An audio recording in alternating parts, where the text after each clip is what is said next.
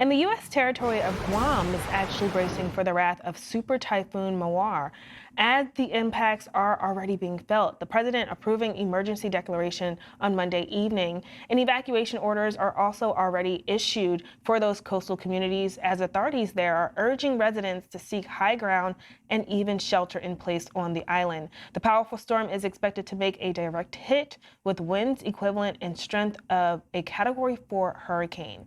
Fox Weather's Will Nunley has more details on how people there are preparing for this major storm. Will, what's the latest? As you know, we are just mere hours out of a potentially direct hit. And Kiana, for all the reasons you just mentioned there, this is a very dangerous scenario for everybody in Guam and the outlying islands, because this looks like a direct hit at this point, unless the storm wobbles more from its current path. But at this point, it's really closing in. Those conditions are starting to be felt there. We'll show you some of the latest video coming into the Fox Weather newsroom. We are in constant contact, not only with some of our contacts there on the ground, but that includes sources in the U.S. military as well. I've been on the phone really throughout the night. It's now early morning there in Guam, way before daylight. A sleepless night for a lot of people there. But the military officials say that they have been spending at least the past 48 hours trying to move people out of harm's way. In some cases, that means an evacuation completely, getting a flight out of there. For others, it means sheltering in place. And in terms of where the storm stands right now in its proximity, that's what the plan is for a lot of people, just to simply shelter in place in some of the most fortified buildings that they can find. Military officials telling me that they are prepared. They have been working now for days to prepare their facilities and their military families for this. I spoke with a member of the U.S. Joint Command there just a moment or earlier this morning. Take a listen. I feel it. We have stood up. We're in close coordination with the government of Guam, and we do everything in conjunction with each other. We've seen rapid intensification of the storm over the last 48 hours.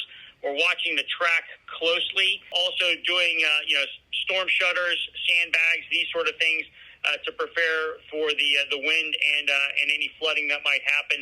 And at the same time, we're posturing ourselves to be able to support civil authorities here through our relationship with the government of Guam.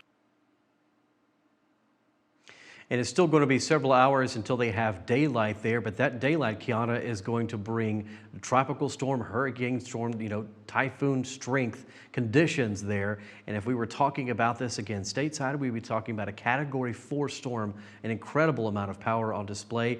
And Kiana, some of our weather team was looking at some of the buoy readings earlier today, with some of the buoys measuring wave heights already 30, 33 feet. That's an incredible amount of water moving out there, and this is certainly something to pay attention to very carefully and keep all of our citizens there in your thoughts at this time. Absolutely. I was just checking in with the National Weather Service, forecasting gusts between 160 to 190 miles per hour, and even calling this a catastrophic storm. So we'll keep a close eye on it here as your Hurricane HQ. Will Nunley, thanks so much for that report. I'm Amy Freeze. Welcome to Fox Weather's YouTube page. We have more great videos on the way, so make sure to subscribe to stay updated on all things weather.